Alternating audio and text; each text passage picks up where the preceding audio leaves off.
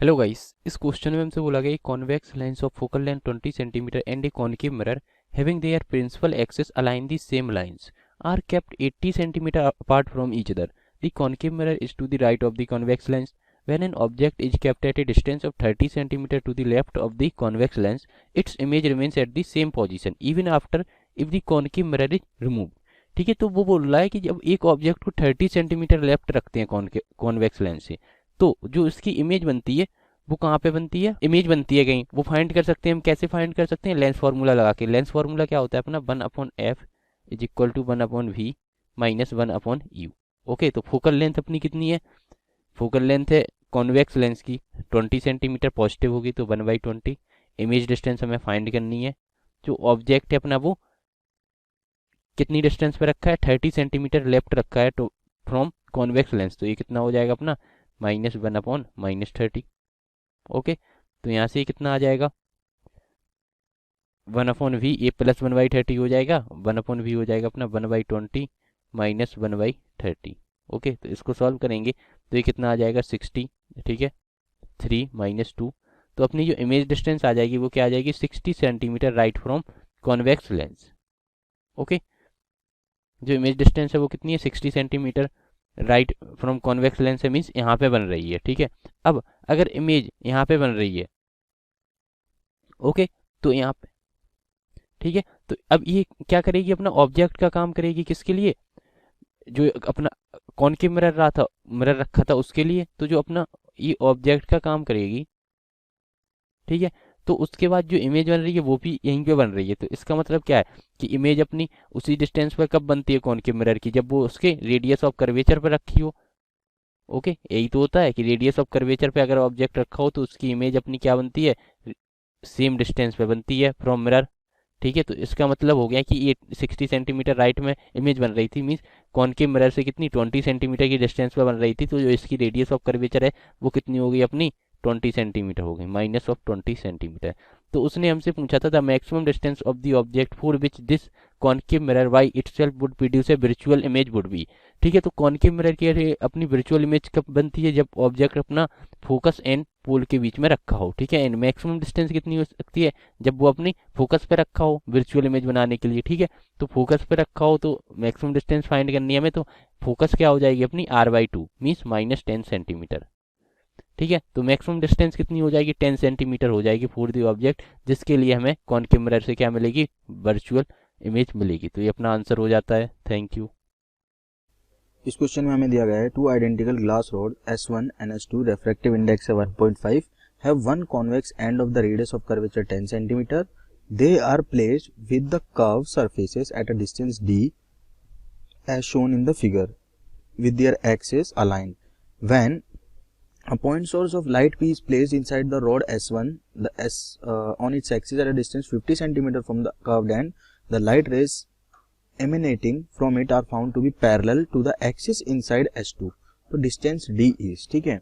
तो क्वेश्चन आपको समझ आ चुका होगा, बाकी सब कुछ डायग्राम में एक्सप्लेन किया हुआ है। ठीक है, यहाँ पे 50 सेंटीमीटर इस सरफेस से यहाँ पे रखा हुआ है आपका ऑब्जेक्ट। ठीक है, यहाँ से जो लाइट रे निकलती हैं वो S2 के एक्सिस के पैरेलल हो जाती है। ठीक है, तो हमें 2 बार रिफ्रैक्शन लगाना पड़ेगा, पहले यहाँ से, ठीक है, और फिर यहाँ से। ठीक है, तो पहले रिफ्रैक्शन लगाते हैं S1 के लिए, तो लिखूंगा 4 S1 के लिए क्या लिख सकता हूं मैं?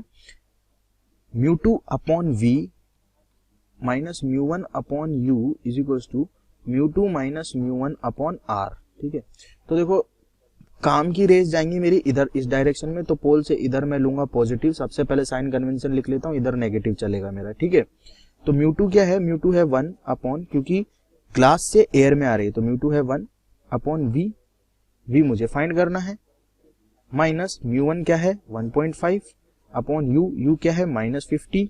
ठीक है, इज इक्वल्स टू μ2 यानी कि 1 माइनस 1.5/-r। ठीक है, कैसे लिखा देखो, इधर की साइड में मैं पोल से सारे नेगेटिव ले रहा हूं, मैंने लिख रखा ऑलरेडी, तो इधर की साइड जो जो चीजें आती जा रही हैं वो मैं नेगेटिव रख रहा हूं यहाँ पे। ठीक है, तो v की वैल्यू यहाँ से कितनी आ जाएगी?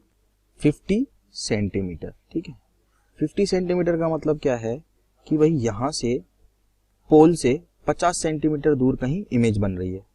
अब इस 50 को मैं कहा मान रहा हूं? इस 50 को मैं मान लेता हूँ ये यहाँ पे है, ठीक है, यहाँ से 50 सेंटीमीटर दूर यहाँ कहीं इमेज बन रही है, ठीक है, ये आ गई पहली, यहाँ से रेज जो गई यहाँ पे मिल गई, ठीक है, यहाँ इमेज बन गई। अब ये इसके लिए ऑब्जेक्ट हो गई, ठीक है, तो इसके लिए डिस्टेंस कितनी हो गई, इस वाले लेंस के लिए ये वाली डिस्टेंस हो गई d - 50, ठीक है। तो अब दोबारा क्या करते हैं, सेम फॉर्मूला लगाते हैं कि भाई n2, इस बार देखो n2 हो जाएगा अपना ग्लास, तो 1.5 अपॉन v यानी कि इमेज कहाँ बन रही है, पैरेलल हो रही है, तो इनफाइनाइट पे बन रही होगी, तो लिख दिया infinite, minus n1 upon u यानी कि 1 अपॉन माइनस d - 50, ठीक है, is equals to n2 minus n1 यानी कि 1.5 माइनस 1 अपॉन r। तो ये बन गया आपका 0, और इससे सॉल्व करेंगे तो d की वैल्यू आ जाएगी आपके पास में 70 सेंटीमीटर, ठीक है। r की वैल्यू कितनी है, 10 है, तो यहाँ पे r की वैल्यू 10 पुट कर देंगे, ये क्वेश्चन में गिवन है ऑलरेडी, ठीक है, तो यहाँ 10 रख देंगे, ये 0.5/10 आ जाएगा, तो d की वैल्यू आ जाएगी 70 सेंटीमीटर। तो ये आ गया आपका आंसर। हमें इस क्वेश्चन में दिया है कि two beams A and B of plane polarised light which mutually perpendicular planes of polarisation are seen through a polaroid, ठीक है, मतलब पहले पोलराइड से देखा जा रहा है, जो टू बीम्स फ्लो कर रहे हैं आपस में दोनों ही म्यूचुअली परपेंडिकुलर डायरेक्शन में, ठीक है। From the position when the beam has a maximum intensity and beam B has zero intensity, beam B के पास क्या है, zero intensity, and A rotation of Polaroid through 30 degree. अब पोलराइड को 30 degree से rotate किया जा रहा है and makes the two beams appear equally bright. तो जैसे ही पोलराइड को हम 30 डिग्री से रोटेट कर रहे हैं तो दोनों जो हमारा बीम है वो दोनों ही अपीयर इक्वली ब्राइट दिख रहा है, ठीक है, मतलब इक्वल दिख रहा है। तो यहाँ से मैं if the initial intensities of the two beams are IA and IB, then हमें पूछा है IA/IB क्या होगा, ठीक है। तो पहले हम इसका डायग्राम बना लेते हैं, ठीक है, ये मान लेते हैं हमारा इनिशियल कंडीशन है, ठीक है, ये हमारा पोलराइड है, ठीक है, और ये आपस में म्यूचुअली परपेंडिकुलर है, ठीक है, म्यूचुअली परपेंडिकुलर, ठीक है। तो ये हमारा इनिशियल कंडीशन है, ये हमें दिया हुआ है। ये मान लेते हैं हमारा IA जो है ऊपर फ्लो कर रहा है, ठीक है, और IB इधर, ठीक है, और ये हमारा क्या है, पोलराइड,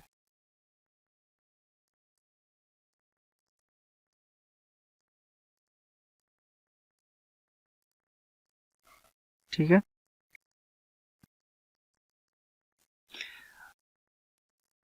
और ये क्या है, ये हमारा ट्रांसमिशन एक्सिस है,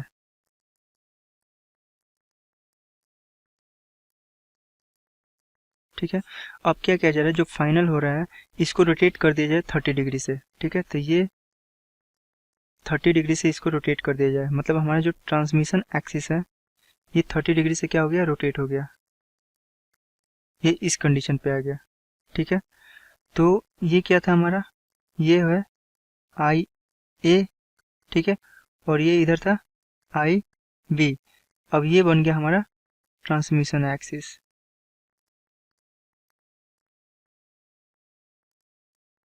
ठीक है। अब इसको क्या किया जाए, ट्रांसमिशन एक्सिस को, मतलब इस पोलराइड को 30 डिग्री एंगल से रोटेट किया है, तो 30 डिग्री एंगल से रोटेट करेंगे, ठीक है।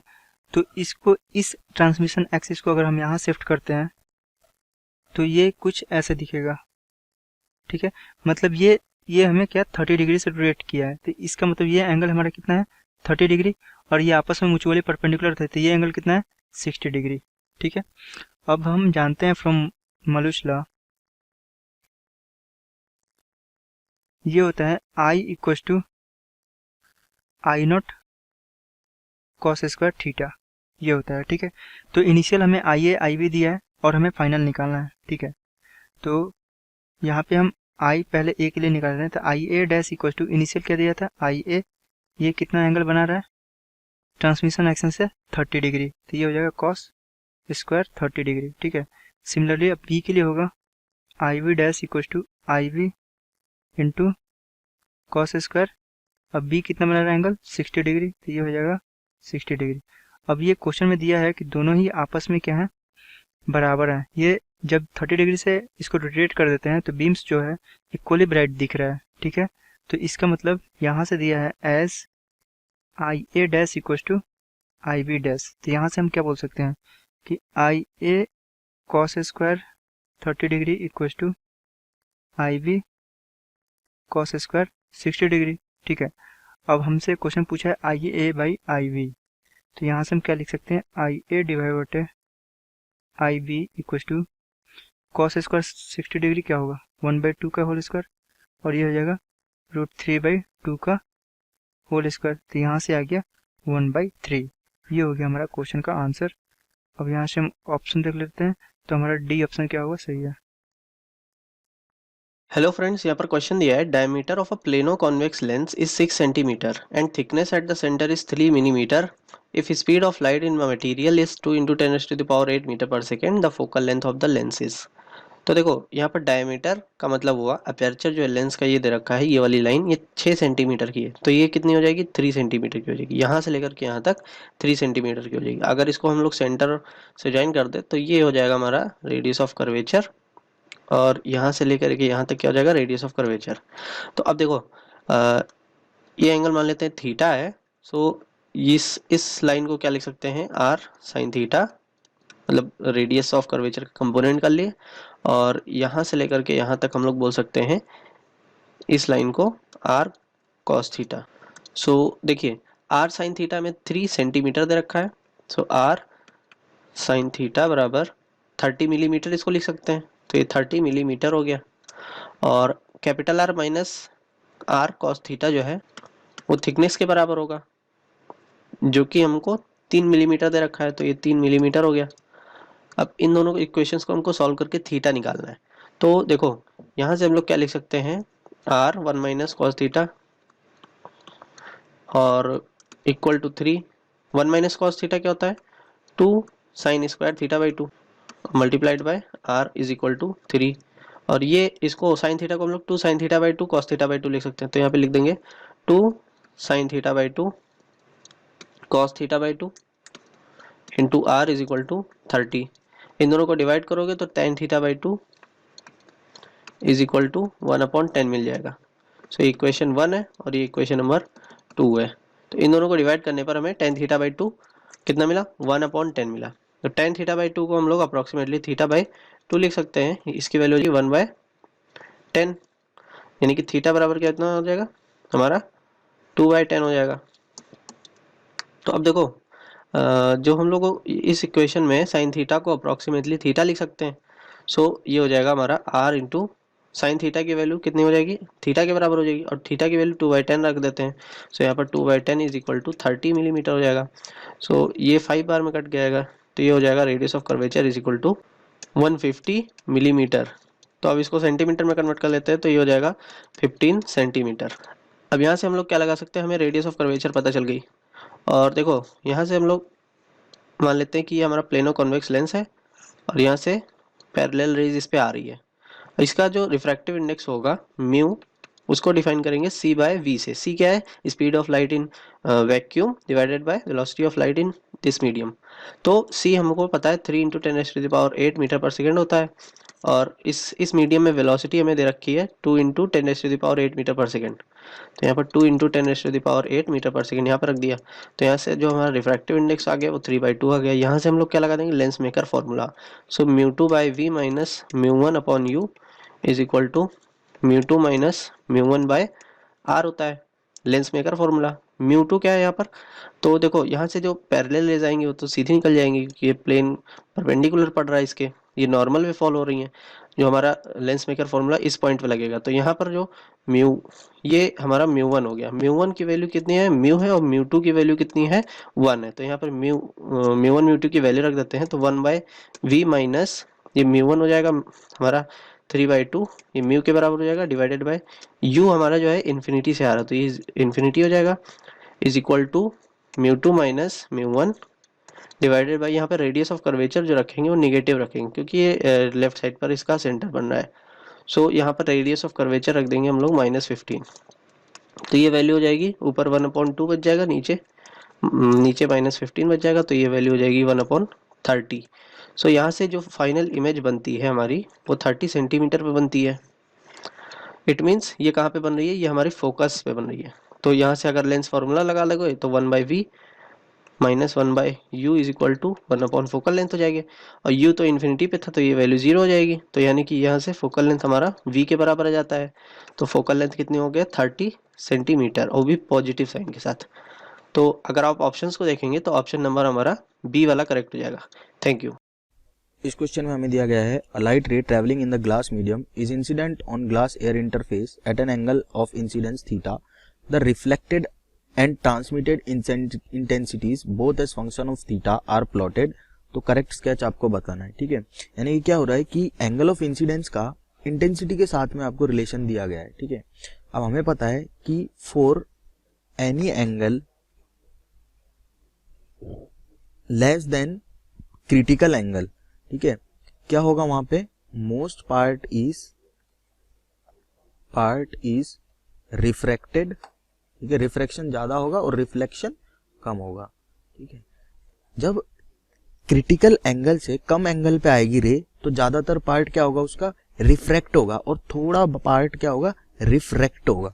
तो देखो ऐसा कौन सा ग्राफ है यहाँ पे जिसमें जब थीटा सी से कम एंगल पे आ रहे हैं, ठीक है, तो ज्यादा पार्ट रिफ्रैक्ट हो रहा है और कम पार्ट रिफ्लेक्ट हो रहा है, ठीक है। तो देखते हैं, यहाँ ग्राफ ए दिया हुआ है, ठीक है, यहाँ पे ऑलमोस्ट 100% दिया हुआ है, ठीक है, ऑलमोस्ट, तो वो तो पॉसिबल नहीं है। तो बी और ए तो गलत है। क्यों गलत है, क्योंकि 0 डिग्री पे 100% ट्रांसमिशन दिखा रहा है, ठीक है, तो ऐसा पॉसिबल है नहीं, ठीक है। अब सी और डी में से चेक करते हैं। अब ये बात भी मुझे पता है कि जब जो एंगल ऑफ इंसिडेंस है वो ग्रेटर देन हो जाएगा किससे, थीटा सी से, क्रिटिकल एंगल से, तो TIR होगा, टोटल इंटरनल रिफ्लेक्शन होगा, ठीक है। उसमें क्या होता है कि जैसे आप डेंसर से रेयर मीडियम में जा रहे हो तो रे वापस आ जाएगी उसी मीडियम में, और ये हर रे के लिए फॉलो होगा। और TIR में क्या होगा कि ये हर रे के लिए फॉलो होगा कि जैसे ही angle of incidence critical angle से बड़ा होगा तो 100% रेज जो होंगी वो क्या होंगी, रिफ्लेक्ट होंगी, ठीक है। क्योंकि हर एक रे के लिए अगर मैं बात करूंगा तो हर एक रे जाएगी और बाउंड्री से टकराएगी और वापस उसी मीडियम में आ जाएगी, ठीक है, तभी तो टोटल इंटरनल रिफ्लेक्शन है। तो देखो कौन सा ग्राफ इसको बेटर एक्सप्लेन कर पा रहा है। यहाँ पे देखो इंटेंसिटी जब एंगल ऑफ इंसिडेंस कम है, ठीक है, तो उसके लिए ट्रांसमिशन ज्यादा हो रहा है, यानी कि रिफ्रैक्शन ज्यादा हो रहा है एंगल ऑफ इंसिडेंस जब कम है क्रिटिकल एंगल से। मान लेता हूं कि यहाँ पे क्रिटिकल एंगल आ गया, क्रिटिकल एंगल आते के साथ ही ट्रांसमिशन हो गया बिल्कुल 0, और देखो ये पहुंच गया बिल्कुल 100 पे रिफ्रैक्शन, ठीक है। तो रिफ्रैक्शन की इंटेंसिटी जो है angle of incidence critical angle से बड़े होते ही बहुत ज्यादा बढ़ गई, यानी कि 100% हो रही है। तो सी ग्राफ बिल्कुल सही है। इस क्वेश्चन में हमें दिया गया है a container is filled with water जिसका रिफ्रैक्टिव इंडेक्स दिया हुआ 1.33 up to a height of 33.25 centimetre. A concave mirror is placed 50 cm above the water level and the image of an object placed at the bottom is formed 25 cm below the water level।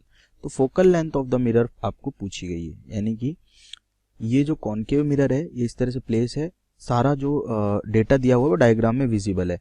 यहाँ object रखा हुआ है 25 centimetre नीचे, refractive index पता है, बाहर air है तो रेफ्रेक्टिव इंडेक्स म्यू एयर कितना हो जाएगा, 1 हो जाएगा, ठीक है। 33.25 हो गए यहाँ से इसकी बॉटम की हाइट, ठीक है। 25 सेंटीमीटर क्या हो गई इसकी सरफेस से इसकी हाइट, ठीक है। तो पहले जो इमेज बनेगी, ठीक है, image from refraction, image from refraction से बनेगी पहली इमेज, ठीक है। अब रिफ्रैक्शन से जो इमेज बनेगी, ठीक है, वो इमेज कहाँ पे होगी, उसको I1 बोल देता हूँ, ठीक है, और वो होगी D'/D is equals to N2/N1। यहाँ D' होती है जो अपेरेंट डेप्थ होती है, ये होती है रियल डेप्थ, D होती है जो, N2 होती है जिस मीडियम में रे जा रही है, N1 होती है जिससे आ रही है। तो देखो N2 तो हो गया 1 क्योंकि एयर में जा रही है, N1 हो गया 1.33 क्योंकि वाटर से आ रही है, तो D' हो गया आपका D/1.33। D क्या है, real depth of the object from surface, यानी सरफेस से रियल डेप्थ क्या है 33.25, तो भाई 33.25 डिवाइडेड बाय 1.33, तो ये आ गया 25 सेंटीमीटर, ठीक है। अब जो ये इमेज आई है 25 सेंटीमीटर पे रिफ्रैक्शन के बाद, ठीक है, वो एक्ट करेगी इस मिरर के लिए एज एन ऑब्जेक्ट, ठीक है। तो मैं बोल देता हूं कि I1 will become an object for, ये बन जाएगी मिरर, ठीक है। तो यहां से u जो होगा वो कितना होगा मिरर के लिए, यानी कि ऑब्जेक्ट की डिस्टेंस। देखो अगर यहाँ पे कहीं आ रहा है आपका, मान लो ये, ठीक है, तो यहाँ से जो रेज जाएंगी वो इस डायरेक्शन में जाएंगी, तो यानी कि पोल से इधर की तरफ पॉजिटिव और नीचे की तरफ नेगेटिव ले रहा हूं मैं, ठीक है। तो u क्या हो गया, u हो गया 15 प्लस 25, क्योंकि जो इमेज बनी है वो कहाँ बनी, 25 पे सरफेस से, और यहाँ से मिरर से होगी 15 प्लस 25, ठीक है। तो u हो गया माइनस का 15 प्लस 25, माइनस क्यों लगाया, क्योंकि नीचे आ रहा हूँ पोल से, ठीक है। तो ये हो गया -40, और v क्या हो गया, v हो गई इमेज। इमेज कहाँ बन रही है इसकी, फाइनल इमेज जो है वो यहीं पे बन रही है, ठीक है। इसका मतलब कि ये जो ऑब्जेक्ट है अभी, ठीक है, इससे रेज निकलेंगी और यहाँ से रिफ्लेक्शन होगा और फिर अगेन रिफ्रैक्शन होगा, ठीक है। तो ये आ जाएगा आपके पास में 15 प्लस 25 बाय 1.33, ठीक है। ये कैसे लिखा, अगेन यही d dash upon D is equals to n2 upon n1 वाला फॉर्मूला लगा के, ठीक है। इसकी अपेरेंट डेप्थ हो गई, इस वाले जो इमेज है उसकी अपेरेंट डेप्थ हो गई, जो फाइनल इमेज बन रही है ना उसकी अपेरेंट डेप्थ हो गई, ठीक है। तो ये हो गया, और ये भी नीचे आ रहा है तो माइनस आएगा, ठीक है। तो 1 upon f is equals to क्या होता है, 1 upon v plus 1 upon u, values put करेंगे, फोकल लेंथ आ जाएगी 18.31 सेंटीमीटर। तो 18.31 सेंटीमीटर क्या है, सी ऑप्शन, और ये आएगी माइनस की, ठीक है। माइनस की क्यों आएगी, क्योंकि भाई कॉनकेव मिरर की वैसे भी माइनस होती है और ये दोनों ही माइनस है, माइनस माइनस ऐड करोगे तो माइनस ही आएगी। हेलो स्टूडेंट्स, यहाँ पे क्वेश्चन गिवन है, concave mirror is placed on horizontal table with its axis directed vertically upwards, let O be the pole of the mirror and C be the centre of curvature, ठीक है। C हमारा क्या है, centre of curvature. A point object is placed at C, it has a real image also located at C, if the mirror is not filled with water the image will be. तो सबसे पहले मान लेते हैं कि यहाँ पे जो कॉनकेव मिरर हमें दे रखा है, तो मान लेते हैं कि वो जो सरफेस हमारा जो कॉनकेव मिरर ये है, ठीक है, ये हमारा कॉनकेव मिरर गिवन जो है, और उसमें पानी भर दिया गया। ये जो हमारा ब्लू वाला क्या है वो हमारा वाटर है, इसकी सेंटर ऑफ कर्वेचर में दे रखी है C, और एक ऑब्जेक्ट है जो कि सेंटर ऑफ कर्वेचर C पे ही है, ठीक है।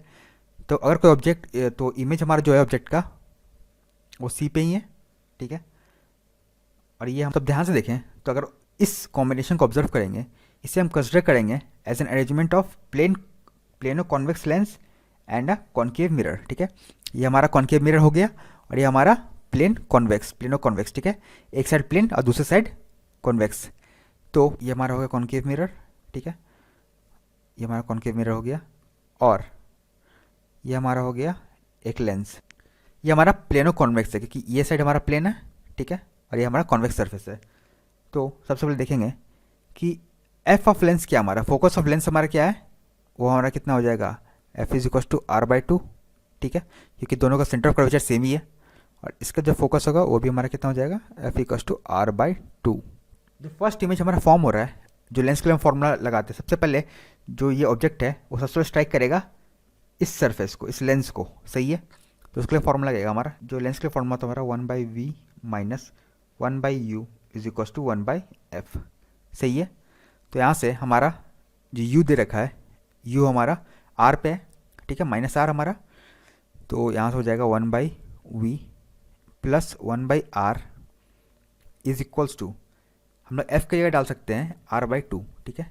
तो यहाँ से आ जाएगा हमारे पास, यहाँ से v की वैल्यू आ जाएगी इन टर्म्स ऑफ r, वो होगा हमारा r, ठीक है। तो ये हमारा फर्स्ट पार्ट हो गया। तो इमेज बन रहा है, वो बन रहा है हमारा रेडियस ऑफ कर्वेचर पे आगे, ठीक है, उस लेंस के r आगे। तो अब ये जो इमेज है वो एक्ट करेगा object for the concave mirror, इसके लिए ऑब्जेक्ट के जैसे एक्ट करेगा। अभी देखते हैं, तो यहाँ पे u जो हमारा हो जाएगा फॉर कॉनकेव मिरर वो हो जाएगा +r, ठीक है, क्योंकि वो आगे है, वर्चुअल इमेजेस लिए आगे है वो सरफेस से। तो यहाँ से आ जाएगा हमारे पास 1/v plus 1/u is equal to 1/r। Spherical surface के लिए फॉर्मूला यूज़ करते हैं हम लोग, 1/v प्लस 1/r, ठीक है। u हमारा पॉजिटिव है, इज इक्वल टू -2/r, सही है, क्योंकि जो इसका फोकस होगा कॉनकेव मिरर का वो तो हमारा नेगेटिव होता है, ठीक है। तो वो होगा हमारा f equals to minus R by two होगा, तो यहाँ पे हो जाएगा माइनस टू बाई आर। सही है, तो यहाँ से v की वैल्यू आ गई हमारे पास, v is equals to minus R by three. सही है। अगर अब देखिए ये जो बन रहा है हमारा इमेज, वो बन रहा है मिरर के ऊपर, ठीक है, माइनस आर बाई थ्री यानी कि in the direction of object, ठीक है, मिरर के पीछे नहीं। तो ये चीज़ जो है हमारा एक्ट करेगा as an object for lens. अब वो टकराएगा लेंस से, वो एक्ट करेगा an object for the lens. तो अब हम लोग उसके लिए फॉर्मूला यूज़ करेंगे, 1 by we minus 1 by U is equals to 1 by F. ठीक है, यू हमारा कितना दे रखा है, माइनस आर बाई थ्री, तो 1 बाई वी पर देखिए यहाँ पे जो हमारा लेंस है उसको सरफेस है, ये हमारा कॉन्वेक्स सरफेस है, तो इसके लिए जो यू हो जाएगा हमारा माइनस आर बाई थ्री, वो हो जाएगा हमारा U equals to plus R by three. ठीक है, कॉन्वेक्स सरफेस के लिए जो सामने से कोई भी ऑब्जेक्ट होता है वो पॉजिटिव होता है। सही है, तो यहाँ पर आ जाएगा हमारा R by three is equals to 2 by R. सही है, तो इसे सॉल्व करेंगे तो यहाँ पर v की फाइनली वैल्यू आएगी आर बाई 5, जो कि होगा लेंस के ऊपर।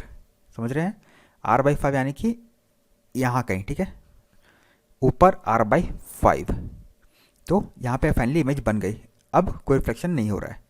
ठीक है, तो आर बाई 5 हमारा कहाँ लाई करता है, तो अब यहाँ पे देखें, real and located at point C and infinity, virtual and located at point C and O, virtual नहीं है भाई। अब पॉइंट 4 देखते हैं, real and located at point between C and O, C हमारे यहाँ पे है और ओ हमारा पोल है। सही है भाई, तो option number 4 is the correct answer. Thank you. Hello, we are given with a question, and the question says a diminished image of an object is to be obtained on screen 1 meter from it. This can be achieved by appropriately placing what? So what we can do, if this object is here, so what type of thing should we place here so that we can obtain a image on the screen that is 1 meter away, right? The image that we can obtain on screen are real images, right? So real images are only formed with help of convex lens and concave mirrors. So convex mirror, they does not form real images, so this option is cancelled, and concave lens as well does not form real images, so these two options are cancelled. So we are left with two options, right? Since we have real images, and for convex lens we have a property that the distance, minimum distance between object and lens, between an object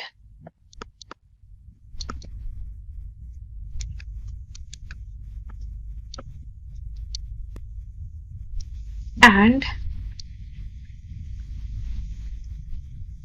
image, that too real image, should be 4f.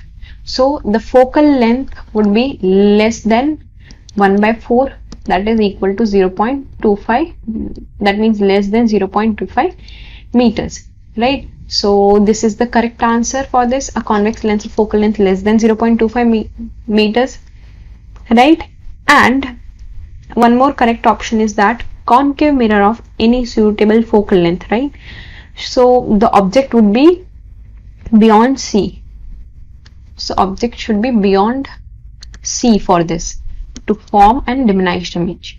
So these two are the correct options, so A and C are the answers. Thank you. Hello students, आइए ये question देखते हैं। Question हमसे कहा गया that sunlight of intensity 1.3 kilowatt पर metre square is incident normally on a thin convex lens of focal length 20 centimetres. ठीक है, एक फोकल लेंथ है, एक कॉन्वेक्स लेंस है जिसकी फोकल लेंथ 20 सेंटीमीटर्स है, उस पर नॉर्मली इंसिडेंट एक सनलाइट की इंटेंसिटी कितनी है, 1.3 किलोवाट पर मीटर स्क्वायर। ठीक है, ignore the energy losses of light due to the lens and assume that the lens aperture size is smaller than its focal length. ठीक है, यानी ये कंडीशन हमें क्या दे दी है, थिन कॉन्वेक्स लेंस के लिए दे दी है, और हीट लॉस को भी हमें नहीं कंसिडर करना है। the average intensity of light in kilowatt per meter square at a distance of 22 centimeter from the lens on the other side is। ठीक है, अब हमसे क्या पूछा गया है कि 22 सेंटीमीटर डिस्टेंस पे इस लेंस से कितनी इंटेंसिटी या एक एवरेज इंटेंसिटी कितनी होगी हमारे पास। तो सबसे पहले अगर हम सेटअप को समझना चाहें तो कुछ ऐसे है कि ये आपकी एक थिन लेंस है, ठीक है, एक ऐसे थिन लेंस है और इस पे क्या है आपकी नॉर्मली ऐसे रेज आ रही है सन की, तो ये क्या होंगी इसके फोकस पे जाके ये क्या करेंगी अपने सारी मीट करेंगी जाके कुछ ऐसे करके। और अब हमसे क्या कहा गया है कि 22 सेंटीमीटर पे हमें बताना है कि इसकी इंटेंसिटी कितनी होगी। तो यहाँ से तो ये आपका डिस्टेंस 20 सेंटीमीटर हो गया। ये जब वापस से डाइवर्ज होंगी आपकी रेस तो कुछ यहाँ पे जो आपका एरिया है इतने एरिया पे आपकी इंटेंसिटी क्या होगी हमसे ये पूछा गया है। और ये डिस्टेंस हम क्या मान लेते हैं 2 सेंटीमीटर्स। ठीक है, आई होप आपको ये डायग्राम समझ में आ रहा होगा। ये आपकी थिन कॉन्वेक्स लेंस है, this is your thin convex lens and this is your area. ये एरिया है आपका जहाँ पे कि हमें क्या निकालनी है इंटेंसिटी, एवरेज इंटेंसिटी को कैलकुलेट करना है। तो सबसे पहले अगर हम एरियाज जो ये A1 और A2 होंगे इन एरियाज का अगर रेशियो निकाले it will be equals to A1 upon A2 will be equals to R1 square upon R2 square. ठीक है, कुछ ये फॉर्मूला आपके पास आ जाएगा।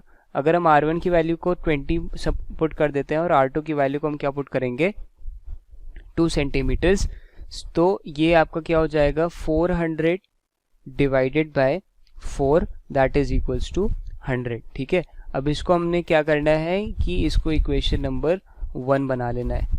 ठीक, अभी नेक्स्ट स्टेप क्या है कि अगर हम देखें कि जो लॉसेज है वो 0 माने गए हैं which means that I1 A1 will be equals to I2 A2। जो हमारा product of intensity and area 1 है that will be equals to the product of intensity at 2 and area at 2।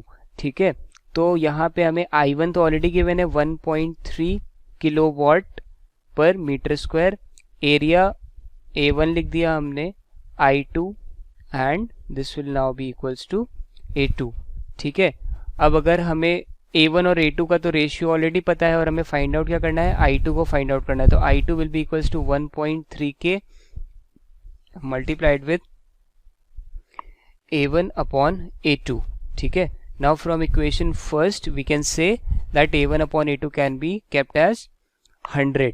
ठीक है, it can be used as 100। तो 1.3K multiplied with 100, तो ये आपका कितना हो गया 130K हो गया। तो अगर इसकी यूनिट हम लोग लिख दें तो क्या है आपकी intensity at point 2 will be 130 kilowatt पर मीटर स्क्वायर। ठीक है, so this will be your answer for this question. जो इंटेंसिटी यहाँ पे है ये आपकी कितनी अब आ रही है 130 किलोवाट पर metre square. So I hope you have got this question and thank you for choosing Doubtnut.